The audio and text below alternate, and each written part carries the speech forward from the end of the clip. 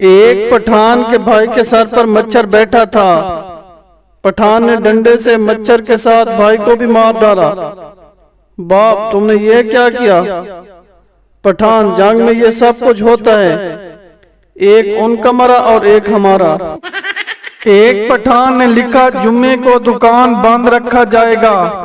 दूसरा पठान ये पढ़कर हैरानगी से बेहोश हो गया कि बंदर दुकान कैसे खा जाएगा। पठान अपने दोस्त से, आओ इस पंखे के नीचे बैठो, सवाब होगा। दोस्त ये सुनकर हैरान हो गया, सवाब कैसे होगा? पठान बोला, ये मैं पंखा मस्जिद से उतार कर आया हूँ। एक पठान का स्कूल में नया एडमिशन हुआ।